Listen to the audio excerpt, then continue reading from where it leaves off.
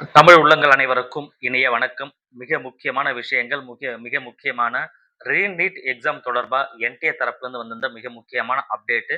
நீங்க நெறைய பேரு தனித்தனியா கேட்டுட்டு இருக்கீங்க.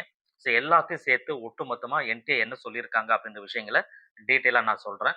பட் இத தவிர்த்து மேலும் ஏதாவது சந்தேகங்கள் இருந்தது அப்படின்னு சொன்னா கமெண்ட்ல நீங்க சொல்லுங்க. அத நான் வந்து டீட்டெயிலா உங்களுக்கு நான் சொல்றேன்.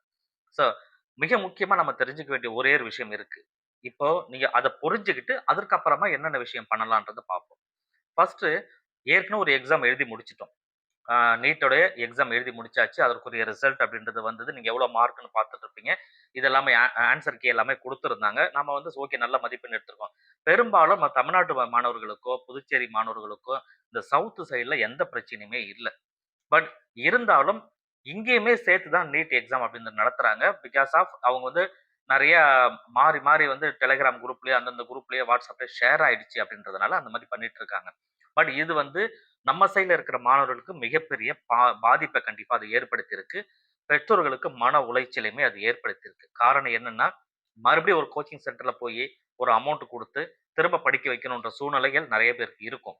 சில மாணவர்கள் சரியா எழுதாத மாணவர்கள் இருந்தா, அவங்களுக்கு ஒரு சந்தோஷம் இருக்கும். நல்லா எழுதின மாணவர்கள் இருந்தாங்கன்னா, அவங்களுக்கு கொஞ்சம் கஷ்டமாவும் இருக்கும். பட் எது எப்படி இருந்தாலுமே, நீங்க எம்பிபிஎஸ் ஆகணும்னு முடிவு பண்ணிட்டீங்கன்னா, ரீநீட் அப்படின்றத கட்டாயம் எழுதி தான் ஆகணும். சரிங்களா? ஸோ இது வந்து ஒரு பாயிண்ட்டு. எந்த வகையிலுமே மனத்தளர்வு கண்டிப்பா இருக்கக்கூடாது. மனசளவுல எதையுமே யோசிக்காம, அடுத்து நமக்கு இன்னொரு வாய்ப்பு இப்போ ஜேஇ பொறுத்தவரைக்கும் நம்ம 2 எக்ஸாம் நடக்குது. செஷன் 1, செஷன் 2 அப்படின்னு 2 நடக்குது இல்லையா? அந்த மாரி மைண்ட்ல வச்சுக்கோங்க. இந்த வருடம் நீட் எக்ஸாம் நமக்கு 2 வருடம் 2 நடந்திருக்கு.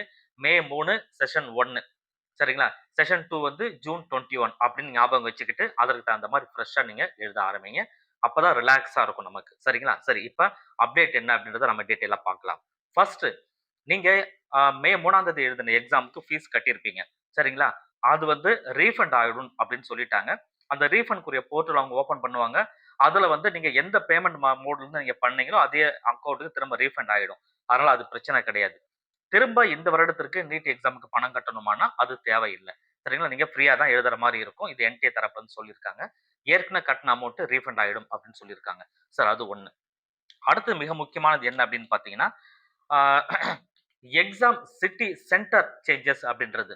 என்ன அப்படின்னா, ஏற்கனவே நீங்க ஒரு எக்ஸாம் சிட்டி சென்டர் எக்ஸாம் சென்டர நீங்க செலக்ட் பண்ணியிருப்பீங்க. எந்த சிட்டி அப்படின்றது வந்து ஒரு விஷயம் இருக்கு. இதுல வந்து சிட்டிய தான் நம்ம செலக்ட் பண்ண போறோம். சென்டர் எங்கன்றது அவங்க சொல்லுவாங்க. அதே ப்ரொசீஜர் தான். நீங்க இப்ப வந்து மேபி ஏதாவது சேஞ்சஸ் பண்ணணும்னா, அதற்கு வெப்சைட்க்கு கீழ கடைசியில பார்த்தீங்கன்னா, ஒரு லிங்க் இருக்கு. எக்ஸாம் சென்டர வந்து நீங்க சேஞ்ச் பண்ண முடியாது. ஏன்னா, அது அவங்க குடுக்குறது. எக்ஸாம் சிட்டிய வேணா நீங்க சேஞ்ச் பண்ணலாம். எக்ஸாம் சிட்டி நீங்க சேஞ்ச் பண்ணிட்டீங்கன்னு சொன்னா, ஹால் டிக்கெட் அதாவது அட்மிட் கார்டு வரும்போது, எந்த சிட்டில உங்களுக்கு எக்ஸாம் நடக்குது, எந்த ஊர்ல எக்ஸாம் நடக்குது, எந்த காலேஜ்ல எக்ஸாம் நடக்குது அப்படின்றத அவங்க குடுத்துருவாங்க. சரிங்களா? அப்போ வந்து அப்ப எக்ஸாம் சிட்டி அப்படின்றது எந்த இடத்துல இருக்கு? அத நான் வந்து சேஞ்ச் பண்ணிக்கலாமான்னு பார்த்தீங்கன்னா, நீங்க வந்து எக்ஸாம் சிட்டிய நீங்க சேஞ்ச் பண்ண ஒரு ஆப்ஷன குடுத்துருக்காங்க. இது எல்லாருமே சேஞ்ச் பண்ணணுமான்னா, கட்டாயம் கிடையாது. ரைட்டுங்களா? ஏற்கனவே இருக்கிறது எனக்கு சரியா இருக்கு.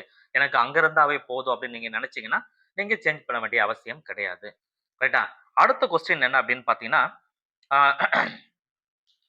ஆ லாங்குவேஜ்.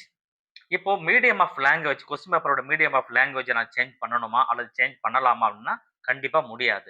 ஏற்கனவே என்ன செஞ்சிருக்கீங்களோ, அதே லாங்குவேஜ். காரணம் டிபெண்ட் அப்பான் யுவர் அட்ரஸ். அட்ரஸ பொறுத்து அந்த லாங்குவேஜ் வந்து சூஸ் பண்ணியிருப்பாங்க. தமிழ்நாடு தான் உங்களுடைய அட்ரஸ்ன்னு குடுத்தீங்கன்னா, தமிழ் லாங்குவேஜ் ஒண்ணு இருக்கும், இங்கிலீஷ் ஒண்ணு இருக்கும்.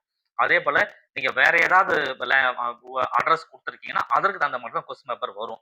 அதனால லாங்குவேஜ் அதாவது மீடியம் ஆஃப் கொஸ்டின் பேப்பர உங்களால சேஞ்ச் பண்ண முடியாது. அது 1. இது எல்லாமே என்டிஏ தரப்புல இருந்து சொன்ன விஷயங்கள் தான். சரிங்களா? அதுக்கப்புறம் வந்து ஜூன் 21 எக்ஸாம் நடக்குது. ஜூன் 14 வந்து உங்களுக்கு அட்மிட் கார்டு குடுக்குறாங்க.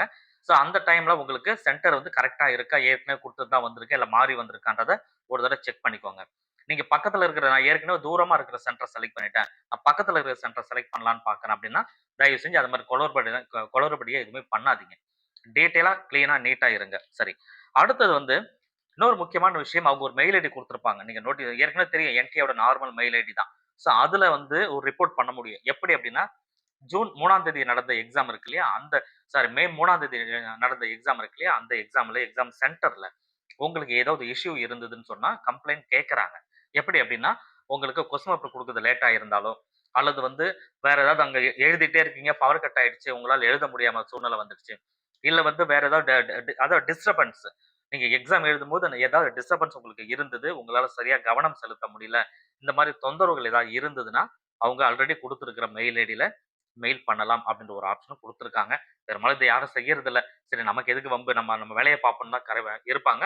பட் இருந்தாலும் அப்டேட் நீங்க தெரிஞ்சுக்கணும் அப்படின்றதுக்காக நான் சொல்றேன். அடுத்தது வந்து ஆ ஆ ரொம்ப முக்கியமானது. சில பேர் வந்து வேற ஏதாவது ஒரு எக்ஸாம்க்கு நீங்க பிரிப்பேர் ஆயிட்டு இருப்பீங்க. கரெக்ட்டா நீட் எக்ஸாம் முடிஞ்சுது. வேற ஏதாவது ஒரு எக்ஸாம் நம்ம எழுதலாம்னு சொல்லி ரெடி ஆயிட்டு இருப்பீங்க. அந்த எக்ஸாமும், இந்த நீட் எக்ஸாம் இப்ப வரப்போற ரீநீட்டும் வந்து பார்த்தீங்கன்னா, டேட் வந்து கிளாஷ் ஆகுமா? அப்படின்ற பிரச்சனைகள் இருக்குது. அப்படி கிளாஷ் ஆச்சுன்னா நான் என்ன பண்ணலாம்? அப்படின்னா, நீட்டோட எக்ஸாம திரும்ப நான் சேஞ்ச் பண்ணிக்க முடியுமான்னா, அந்த ஆப்ஷன் கிடையாது. சரிங்களா? நீங்க கிளாஸ் ஆச்சுன்னா, ஏதாவது ஒண்ணு தான் எழுத முடியும். ஒண்ணு நீட் விட்டுட்டு அத போய் எழுதணும். இல்ல அத விட்டுட்டு நீட் எழுதணும். இது வந்து வேற வழியே கிடையாது அப்படின்ற விஷயங்கள் இருக்கு. கிளாஷ் ஆனாலும் அத நீங்களா சரி பண்ணிக்கணும். நீங்க தான் சமாளிச்சுக்கணும் அப்படின்றது. அடுத்ததா வந்து இந்த எக்ஸாமுக்கு அடிஷனலா நான் ஃபீஸ் ஏதாவது பே பண்ணணுமா? அப்படின்னா நிச்சயமா தேவையில்ல. எந்த ஒரு அடிஷனல் ஃபீஸுமே தேவையில்ல. ஏற்கனவே கட்டின பணமே உங்களுக்கு ரீஃபண்ட் ஆயிடும். அந்த ஒரு விஷயம் இருக்கு. இது எல்லாமே மைண்ட்ல வச்சுக்கோங்க. ஃபைனலா நான் உங்களுக்கு சொல்ற விஷயம் நம்ம தமிழ் ஸ்டோர் சேனல் சார்பா மாணவர்கள்ட்ட கேட்கிற விஷயமும் சரி, பெற்றோர்களுக்கு சொல்ல வேண்டிய விஷயமும் சரி. பெற்றோர்களாகிய நீங்கள இருக்கிறீங்க அப்படின்னா, உங்க பிள்ளைகள தட்டிக் கொடுத்து, மனம் தளராம அடுத்த எக்ஸாம்க்கு தயார் பண்ணுங்க. சரிங்களா? எந்த வகையிலுமே போயி இது வந்து மாணவர்களோட தவறு கிடையாது. யாரோ ஒருத்தர் பண்ண தவறுக்கு நாம பாதிக்கப்பட்டிருக்கோம். வேற வழியில அத ஏத்துக்க வேண்டிய சூழ்நிலையில நாம இருக்கிறோன்றத பெற்றோர்கள் உணரணும். மாணவர்களும் வந்து மாணவர்கள் மனசுல இருக்கிற ஒரே ஒரு விஷயம் என்னன்னா, "அப்பா எக்ஸாம் முடிஞ்சிருச்சு. இதுக்கப்புறம் எந்த பிரச்சனையும் இல்ல. பார்த்துக்கலாம். அடுத்தது நம்ம என்ன பண்ணலாம்னு யோசிக்கலாம்." நெனைக்கிற நேரத்துல மறுபடியும் எக்ஸாம் அப்டின்னும்போது, திரும்ப உட்கார்ந்து 1 மாசம் படிக்கணும். திரும்ப உட்கார்ந்து படிக்கணும்னா வீட்ல கேள்வி கேட்பாங்கல்ல.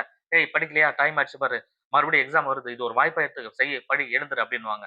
இதெல்லாம் கொஞ்சம் டிஸ்டர்பன்ஸ் இருக்கிற மாரி இருந்தாலும், இதெல்லாம் நீங்க அட்ஜஸ்ட் பண்ணிட்டு, உங்களுடைய எதிர்காலத்துக்கு தகுந்த மாரி நீங்க உழைக்க ஆரம்பிங்க. நிச்சயமா வெற்றி கண்டிப்பா உங்களுக்கு வரும். Thank you.